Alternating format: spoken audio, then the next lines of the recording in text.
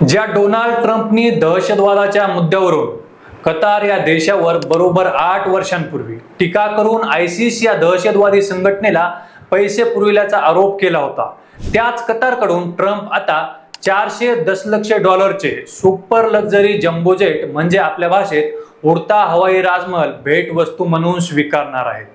या विशेष विमानाची भारतीय रुपयांमधील किंमत साधारणतः 3400 कोटी एवढी आहे, ज्यामध्ये आपण नागपूर एम्स सारखे 2 हॉस्पिटल उभे करू शकतो। यात आश्चर्याची बाब म्हणजे डोनाल्ड ट्रम्प आणि त्यांच्या प्रशासनानं ही भेटवस्तू स्वीकारण्यास आम्ही तयार असून जर भेटवस्तूला नकार दिला तर आम्हाला मूर्ख समजले जाईल असंही म्हटलंय। तर त्यांचे विरोधक आणि काही समर्थकांनी गिफ्ट स्वीकारण्यावरून जोरदार टीका सुरू केली।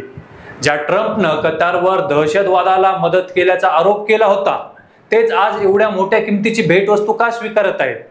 असं काय 8 वर्षात कतारनं केलं आणि या भेटवस्तूवरून ट्रम्प टीकेचे धनी का बनले?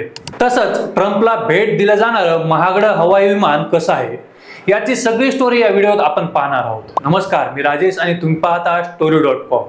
व्हिडिओ सुरू करण्याआधी एक आठवण, तुम्ही अजूनही आपले चॅनल सबस्क्राइब केले नसेल तर जरूर करा। अमेरिकेचे अध्यक्ष डोनाल्ड ट्रम्प आणि त्यांच्या प्रशासनानं नुकतेच कतारच्या राजघराण्याकडून एक super luxury Boeing 7478 jumbo jet भेटवस्तू म्हणून स्वीकारायला तयारी दर्शवली, ज्याला उडता राजमहल देखील म्हटलं जाऊ शकतं।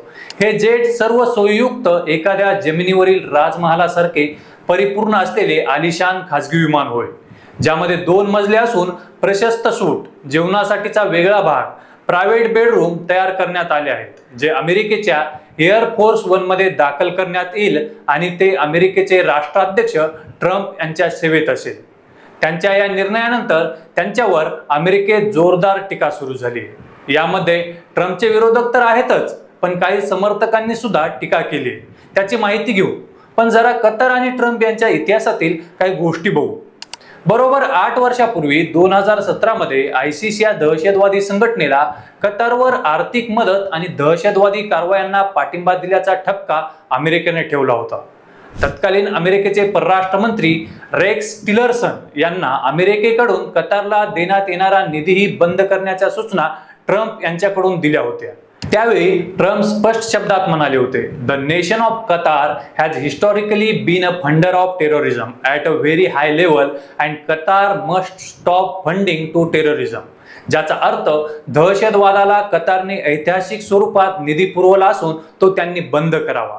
पण तेच ट्रम्प आता 2025 मध्ये कतारकडून 400 मिलियन डॉलरचे लक्झरी जम्बो जेट भेटवस्तू म्हणून स्वीकारतायत। म्हणजे विचार करा, 8 वर्षांमध्ये असं काय बदललं असेल?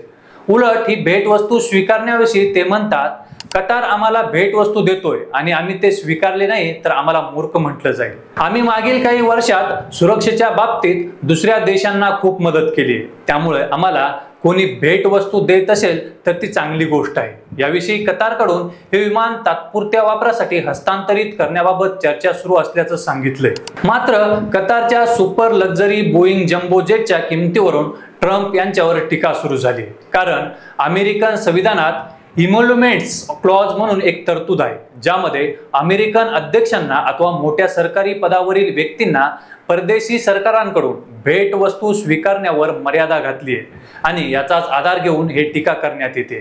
न्यूयॉर्कमधील डेमोक्रॅटिक काँग्रेसमन रिची टोरेस यांनी हे विमान परदेशी सरकारने राष्ट्रपतींना दिलेली सर्वात मौल्यवान भेट असू शकते म्हणत याची चौकशी करण्याची मागणी केली। तर डेमोक्रॅटिक सिनेटर चेक शुमर यांनी एक्सवर पोस्ट करत लिहिले आहे की ट्रम्प अमेरिकन लोकांना जास्त किमतीच्या वस्तूंबद्दल फक्त व्याख्यान देतात, स्वतः मात्र कतारच्या राजघराण्याकडून 400 दशलक्ष डॉलरचे खासगी विमान स्वीकारत आहेत। त्यांचा सेमलेस सेल्फ इनरिचमेंट हा अमेरिकन इतिहासात अतुलनीय आहे। याला आपण लाच आणि राष्ट्रीय सुरक्षेचा विश्वासघात असेही म्हणू शकतो। तर कॅलिफोर्नियाचे सिनेटर ॲडम शिफ यांनी संविधानातील नो टायटल ऑफ नोबिलिटी कलमाचा स्पष्ट हवाला देत लिहिला आहे की द करप्शन इज ब्रेझन, म्हणजेच भ्रष्टाचार हा निर्लज्जपणा। यासोबतच ट्रम्पच्या कट्टर समर्थक असलेल्या डेली वायर पॉडकास्टर बेन शॅपिरो यांनी विमान करारावर नैतिकदृष्ट्या निंदनीय असल्याची टीका करत हे राष्ट्राध्यक्ष असलेल्या ट्रम्पसाठी चांगले आहे का असा प्रश्न उपस्थित केला आहे। दुसऱ्या कट्टर समर्थक लॉरा लोमर यांनी या निर्णयावर टीका केली आहे, ज्यात त्या म्हणतात की जर अमेरिका आता राष्ट्राध्यक्ष आणि त्यांच्या कर्मचाऱ्यांना प्रवासासाठी कतारकडून 410 दशलक्ष डॉलरचे विमान स्वीकारणार असेल तर ट्रम्प प्रशासनाच्या नेतृत्वाखाली अमेरिका मुस्लिम ब्रदरहुडला दहशतवादी संघटना म्हणून घोषित करेल काय, आणि याकडे आपण कसे पाहू शकतो? ही अमेरिकेसाठी खूप निराशाजनक गोष्ट असेल। तर व्हाईट हाऊसच्या प्रेस सेक्रेटरी कॅरोलिन लेविट यांनी सांगितलं की परदेशी सरकारने दिलेली कोणतीही भेट नेहमीच सर्व लागू कायद्यांचे पूर्ण पालन करून स्वीकारली जाते। याशिवाय व्हाईट हाऊसनं असा निष्कर्ष काढला की भेटवस्तू स्वीकारण्यास बंधनकारक नसल्यामुळे ती लाचखोरी ठरत नाही। यात असाही निष्कर्ष काढण्यात आलाय की हे विमान एखाद्या व्यक्तीला दिले जात नाही तर युनायटेड स्टेट्स एअरफोर्सला आणि अखेरीस प्रेसिडेन्शियल लायब्ररी फाउंडेशनला दिलं जातंय।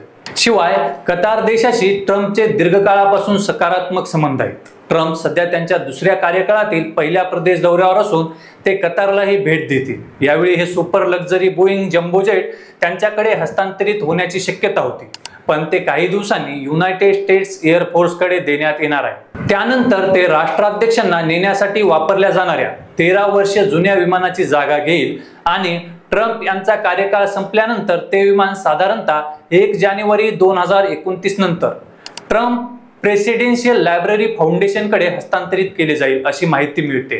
पण या सगळ्यात super luxury Boeing jumbo jet म्हणजेच उडता हवाई राजमहल याच्या किमतीवरून जोरदार चर्चा होत आहे।